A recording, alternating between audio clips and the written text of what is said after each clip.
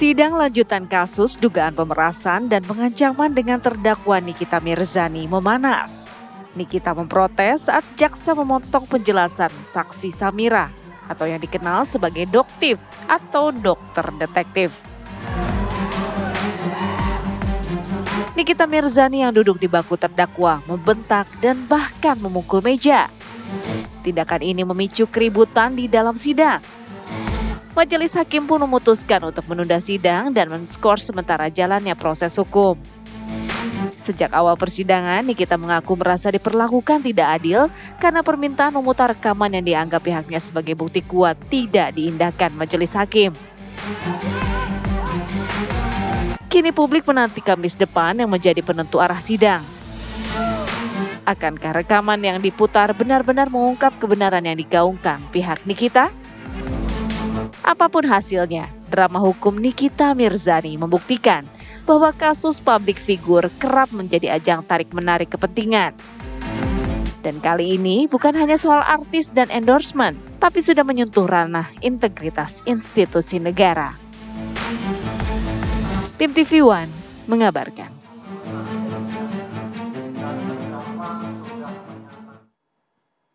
Ya, Andi Kumala, kalau di sidang itu ada liganya, kan dulu kan ada liga korupsi. Mungkin kalau di sidang ada liganya ini, urutan ketiganya ini salip menyalip.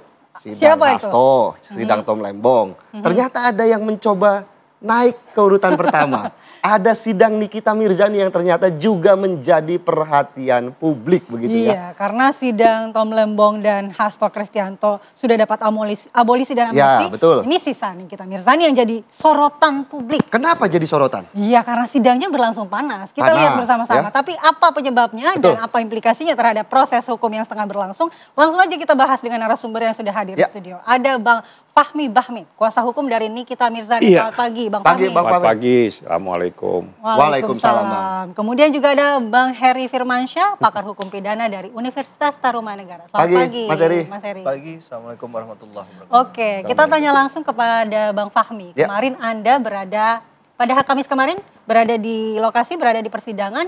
Dari sudut pandang Anda, apa yang sebenarnya terjadi sehingga ada keributan di sana? Ini sidang yang kapan? Kamis kemarin atau Kamis sebelumnya? Kamis yang baru aja ini. Kalau Kamis yang baru itu memang terjadi ketegangan di saat saksi menjelaskan, namanya doktif atau saksi Samira.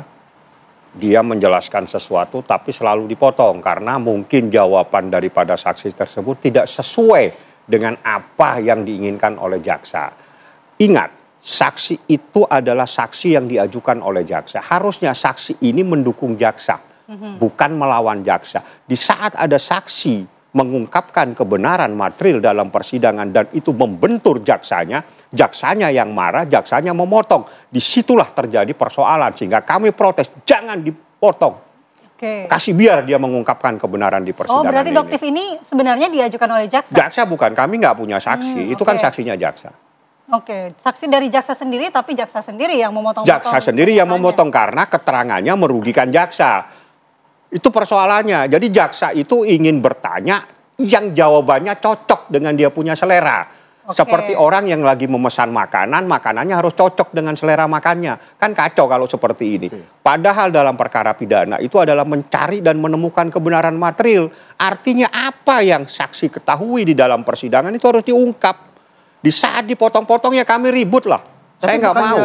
Dari sisi Nikita Mirzani juga nantinya akan memiliki kesempatan untuk mempertanyakan saksi. Pasti, karena kami juga sudah bertanya dan memang ada persoalan-persoalan skincare, overclaim, overpress dan sebagainya dan itu juga bermasalah dengan BP POM dan seterusnya. Artinya memang saksi ini sangat merugikan daripada jaksa sehingga jaksa memotong dan tidak boleh dia berbicara, tidak boleh mengungkapkan kebenaran material di dalam persidangan dan ini nggak benar cara begini. Cara proses hukum seperti ini harus sesuai dengan selera daripada orang yang bertanya, itu sudah harus dibuang. Nggak ada lagi yang orang boleh didikte-dikte di dalam proses hukum. Oke.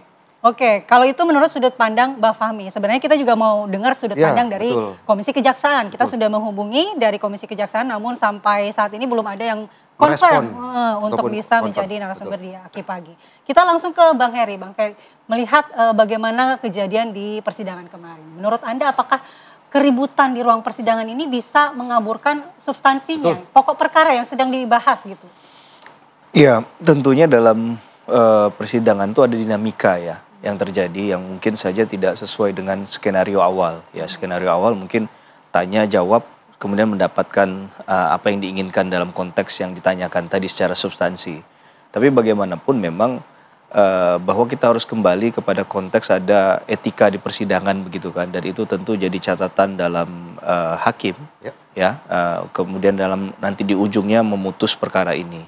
Nah, itu juga perlu jadi perhatian khusus karena bicara tentang di persidangan tidak hanya bicara tentang dalil bagaimana mempertahankan substansi kita, tapi juga tetap harus memperhatikan kaidah tata aturan tadi yang ada. Karena tentu saja ini bisa merugikan juga bagi kepentingan hukum pihak yang kemudian diberi catatan tadi ya begitu ya. Apakah kemudian nanti itu jadi narasi di ujungnya atau nanti di persidangan selanjutnya juga menjadi catatan. Kita nggak tahu positioning hakim saat ini seperti apa. Tapi dalam hal menyampaikan substansi menurut saya sebenarnya kalau kita tadi bicara tentang menggali kebenaran material kan bicara tentang data faktanya saja. Mungkin saja ada saksi yang menyampaikan di luar dari konteks ataupun dianggap jauh dari kebenaran material yang ingin diciptakan. Tapi tentunya kan tidak hanya bersandar pada keterangan saksi saja. Bahwa dalam ketentuan 184 KUHP ada 5 alat bukti yang sah. Bahwa keterangan saksi itu satu di antaranya saja. Maka ada hal-hal lain seperti keterangan terdakwa misalnya, kemudian juga ada keterangan ahli begitu ya. Ada bukti surat, itu yang juga bisa didorong untuk kemudian mematchkan antara jawaban si saksi tadi dengan kebenaran material yang sebenarnya ingin dituju tadi. Itu yang saya katakan tadi, tidak hanya menyandarkan pada keterangan saksi semata dan sehingga perkara ini tidak menjadi kabur. Bahwa argumentasi itu penting, tapi tentunya tadi tidak perlu juga sampai mungkin menaikkan tone suara dan lain sebagainya, karena tentunya menurut saya kaidah adab dalam satu persidangan juga satu hal yang penting juga selain tadi membuktikan kebenaran material tadi begitu. Tapi kemudian mempertanyakan kembali ataupun memotong saksi ketika sedang menjelaskan, apakah memang itu hal yang lumrah atau itu hal yang salah? Itu saya bilang tadi, memang ini tidak diajarkan dalam fakultas hukum ya, bahwa kita masuk di S1 itu hanya bicara teori asas prinsip hukum. Kita nggak pernah tahu bahwa nanti kita akan berhadapan dengan hal-hal semacam itu. Nah, ini yang harus dalam konteks praktisi, sebagai seorang praktisi, tentunya pasti semua harus sudah siap menghadapi kondisi tadi kan, bahwa ada tadi mungkin dia set up saksinya, bahkan saksinya bisa jawabannya berubah atau mencabut keterangannya. Itu menurut saya satu hal yang secara dinamika persidangan mau tidak mau, suka tidak suka pasti akan dihadapi ya, dan itu yang harus dipersiapkan memang secara mental dan juga secara strategi tadi ya. Kalau dia sudah berubah, apa yang mau dikatakan kadang juga karena ada batasan-batasan juga bahwa saksi nggak boleh didirect misalnya, dia harus memberikan keterangan secara mandiri begitu, secara bebas, tidak ada tekanan dan lain sebagainya agar dia bisa mengungkapkan apa yang sebenarnya terjadi. Tapi dalam di sisi yang lain memang ya ada pertanyaan yang mungkin ingin dituju, yang itu yang sebenarnya ingin ditegaskan. Apakah misalnya jawaban itu ya atau tidak dulu begitu, baru mungkin pindah ke fase berikutnya dalam konteks penjelasan tadi. Nah, ini saya rasa dalam menggali atau mengeksplorasi satu keterangan saksi itu juga satu hal yang tidak terpisahkan begitu, dan itu memang perlu dilakukan karena memang ada jawaban yang terbuka sifatnya, pertanyaan yang sifatnya terbuka. Ada pertanyaan sifatnya kadang tertutup. Nah, ini kan biasa dikombinasi saja. Nah, biasa di ujungnya juga dikunci. Dari jawaban penjelasan uraian yang panjang tadi dipastikan lagi. Apalagi kalau melihat misalnya ada penjelasan yang kontradiktif misalnya dari depan kemudian ke belakang. Ini kan perlu ada penegasan tadi sehingga mudah juga hakim dalam mengambil keputusan nantinya. Kalau tadi keterangan saksinya masih abu-abu atau absurd, ini kan agak sulit untuk kemudian dianalisa ya. Karena positioning hakim adalah akan mengkonstantir satu peristiwa. Tidak semua peristiwa itu adalah peristiwa hukum. Bisa saja yang diceritakan oleh saksi itu panjang lebar ternyata tidak menyentuh pada substansinya. Nah, kadang memang ada hal-hal yang perlu penegasan tadi. Saya rasa hakim juga akan melakukan hal yang mungkin sama di beberapa keterangan saksi dan juga di beberapa persidangan sebelum-sebelumnya. Kalau kita nonton kasusnya Tom Lembong, Hasto juga begitu kan. Ada hal yang akhirnya dicecar, dipastikan apa keterangan yang disampaikan oleh saksi ini begitu untuk dipastikan. Kalau dari Mas Fahmi sendiri melihatnya ketika dipotong penjelasan dari saksi itu. Gak benar. Yang mengarah apa? Sedang mengarah apa? Jaksanya dirugikan. Ingin bertanya dengan jawaban sesuai dengan yang dia inginkan jawabannya. Apa? Contohnya, misalnya? Ya, contoh yang ditanyakan itu masalah skincare. Oke. Ya, kan sudah dijawab sama Doktif bahwa itu melanggar BP POM. Ada skincare overclaim, ada skincare overprice.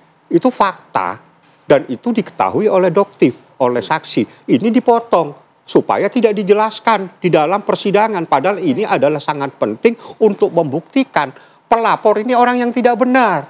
Pelapor ini telah melanggar Undang-Undang Perlindungan Konsumen. Itu sangat penting karena kita dalam rangka mencari dan menemukan kebenaran di sini.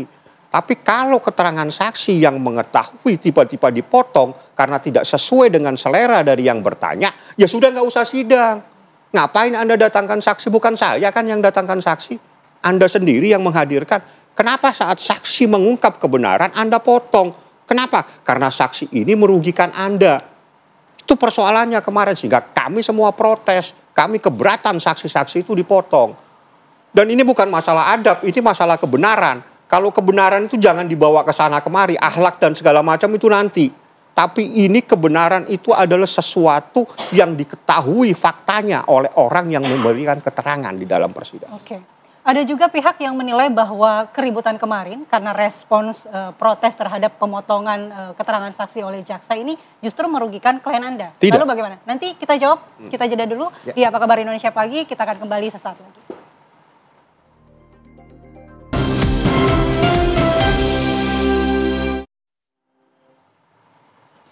Kita lanjutkan dialog di Apa Kabar Indonesia Pagi. Semakin panas Saya ya. ke Bang Fahmi, betul. Bang Fahmi, informasinya ada pihak-pihak yang menilai bahwa keributan yang terjadi di ruang sidang kemarin justru merugikan klien Anda. Pendapat Anda gimana? Salah. Salah total. Itu sangat menguntungkan kami karena kami ingin kebenaran diungkap di persidangan. Perkara perdata dan perkara pidana suatu hal yang beda sekali. Perkara pidana itu mengungkap dan mencari kebenaran material. Ada kebenaran apa yang ada di dalam fakta-fakta persidangan. Itu harus diungkap. Doktif bisa mengungkap. Ada produk yang bermasalah, ada produk yang melanggar BP POM, ada produk yang melanggar Undang-Undang Konsumen.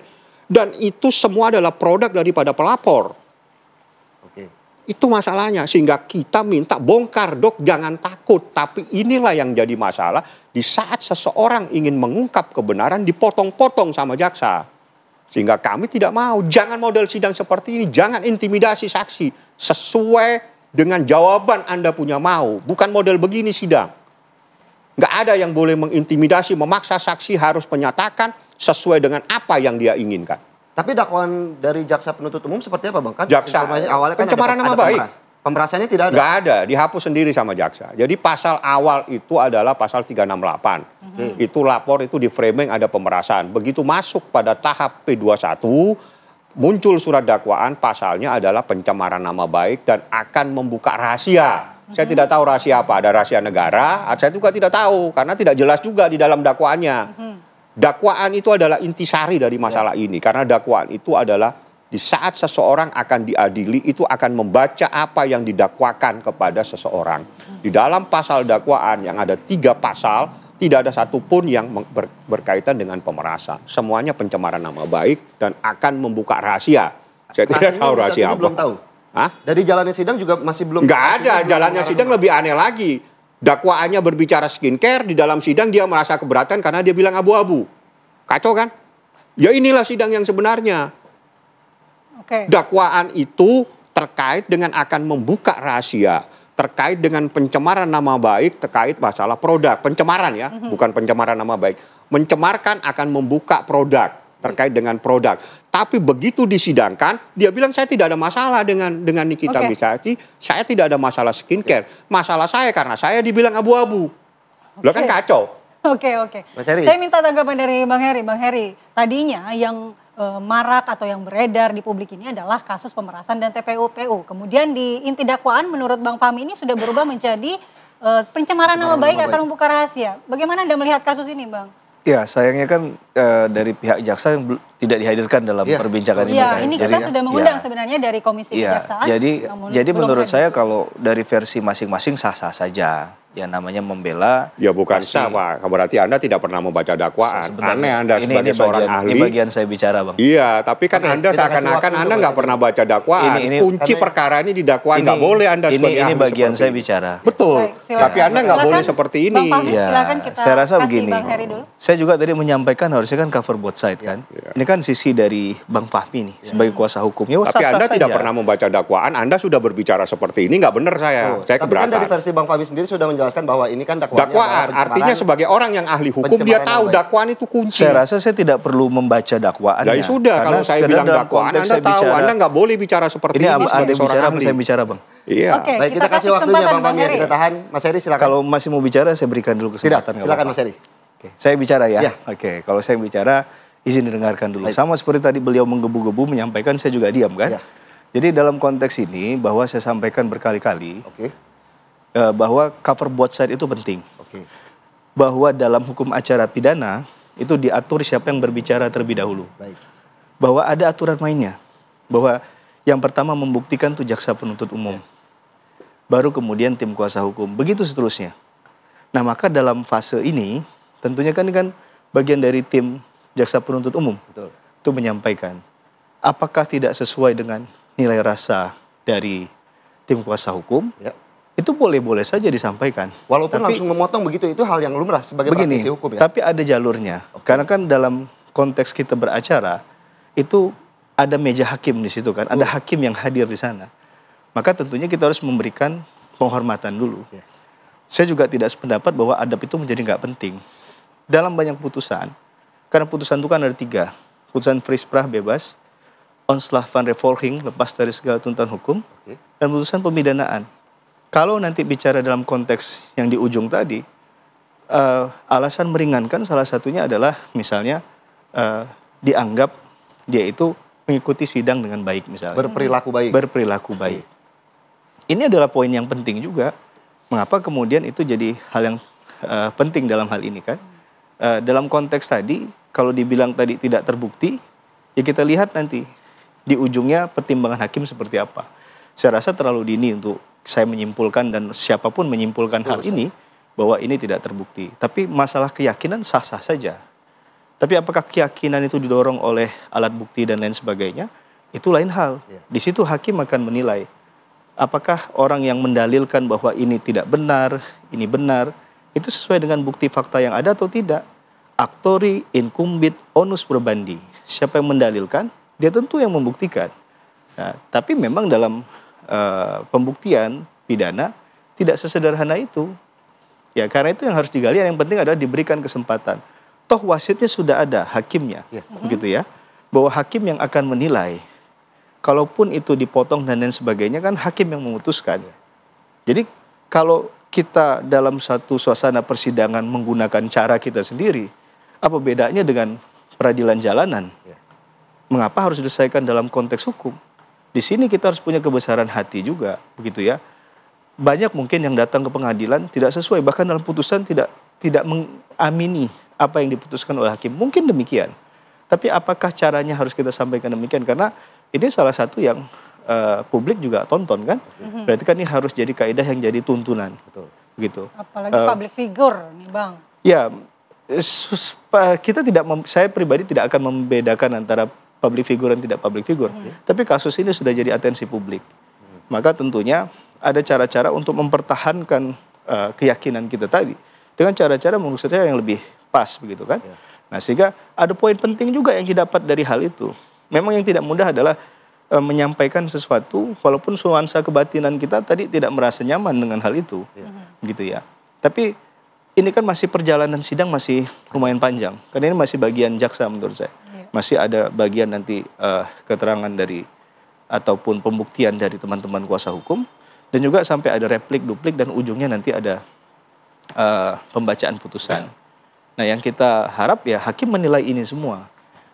Perjalanan persidangan ini juga dinilai sebagai satu bentuk untuk mengambil keputusan yang seadil-adilnya tadi. Nah masalah tadi sekali lagi kalau masalah terbukti tidak terbukti, bahkan saya boleh klaim bukan kita yang mengatakan terbukti atau tidak terbukti. Tentunya hakim yang menilai. Kalau saya mengatakan tidak terbukti tapi menurut hakim terbukti, bagaimana? Karena pasal 183 KUHP itu mengatakan hakim tidak akan memutus seorang bersalah ya dalam konteks sebelum dia memiliki tadi meyakini adanya 2 alat bukti dan 2 alat bukti itu yang menimbulkan keyakinan hakim. Jadi masing-masing pihak diberikan kesempatan untuk membuktikan. Yang penting bagi saya adalah ada prinsip fair trial nggak di sana? Diberikan nggak kesempatan? Kalau ini tim jaksa penuntut umum, ya hargai itu. Nanti dikontradiksi ataupun kemudian dikonfrontir dalam keterangan yang lain. Ya. Jadi indah kita melihat puzzle ini begitu ya. Mungkin sedikit saja konsekuensi dari perilaku Nikita Mirzani di ruang sidang seperti apa? Konsekuensi yang akan dihadapinya? Ya tentunya ini akan jadi catatan hakim ya. Karena akan ada recordnya juga dan pasti ada panitera yang mencatat. Dan hal itu juga langsung visual diperhatikan oleh hakim. Mungkin kalau ada keguncangan jiwa secara emosional ya, tapi kalau berkali-kali dilakukan ini bisa offside. Oke. Nah itu yang saya rasakan. Baik, terima kasih. Terima kasih Bang Fahmi. Penjelasannya Bang Fahmi, terima kasih. Pada pagi hari ini tentu kita berharap bagaimana tadi Mas Heri juga sudah menjelaskan ruang sidang adalah sesuatu yang sakral begitu ya. Artinya kita harus menghormati suasana hukum yang sedang berlangsung dan juga memberikan contoh yang baik, pelajaran hukum yang baik untuk masyarakat Indonesia. Iya, sekali lagi sayangnya kita tidak bisa menghadirkan dari tim jaksa ya. Menghadirkan Komjak karena sampai saat ini kita tersambungi namun belum ada yang bisa hadir. Baik, terima kasih Mas Heri sekali lagi Bang Fahmi untuk waktunya pada pagi hari ini. Dan pemirsa kami masih akan menghadirkan sejumlah informasi menarik lainnya untuk Anda di segmen selanjutnya.